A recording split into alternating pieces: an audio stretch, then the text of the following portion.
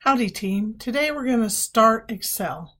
So I'm going to type Excel over here in my search bar and it appears. Hopefully you've figured out how to download Excel. There's instructions for that inside our course. I'm going to double click Excel.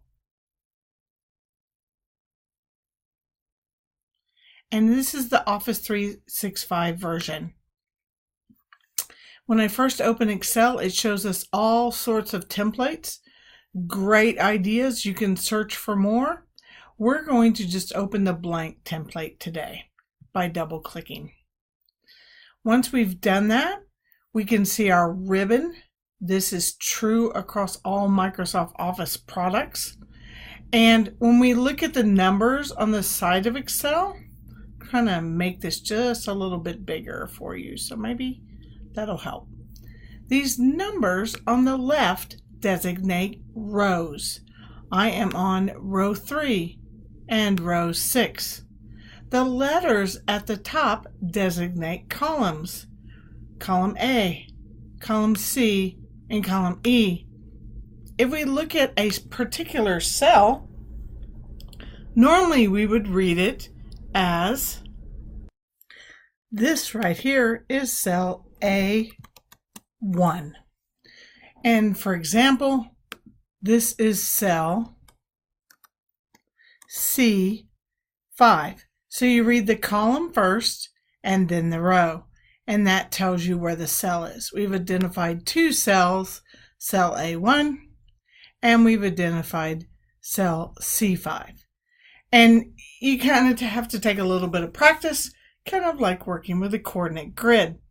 So I do want to go over the ribbon with you for a moment, and we'll keep going on our Excel introduction. This is the Home tab, and very much like if you've worked with Word before or PowerPoint, we have a font dialog box so we can change our fonts, our sizes, bold or not bold, and different colors for those cells. We have an alignment box so we can click on our cell C5 and align our text or our numbers to the middle of the cell. You can also merge and center cells, wrap text. You can change the format of your cells. For currency or accounting are two of the most popular. Currency will give you a dollar sign in the cell and a decimal point. Accounting will line up all those decimal points. You will have to do what's necessary when you're in a specific area or a specific task. Styles let you format cells to formulas, to scales. Data bars enable you to show larger data, fewer data, all with a little bit of color. Here in cells, you can delete and format, and we have a quick formula bar with some average, minimum, and max, and it can lead to more functions and more formulas. Here you can sort and filter data, maybe by city, maybe by column, maybe by zip code, and find different data. This right down here where our C5 is for our cell C5, this is called your function and formula bar. But sometimes if you're writing a lot of text or formulas, it's easier to edit that.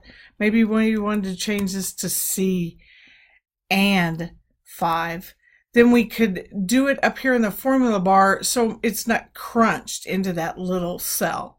Again, you'd have to do what's best in your certain situation. The Insert tab allows us to insert pivot tables, pictures,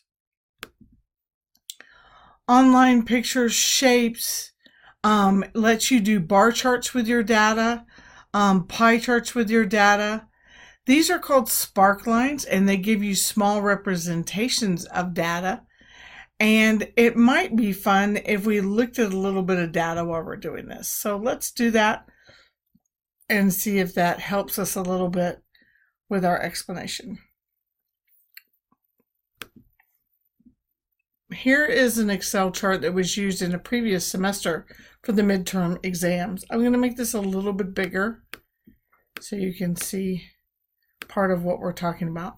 We have rows and rows of data and columns of data. The first data is a patient number column. The second column is doctors, length of stay, and insurance. So you can kind of see how we can use this data, and we were actually able to highlight some of it.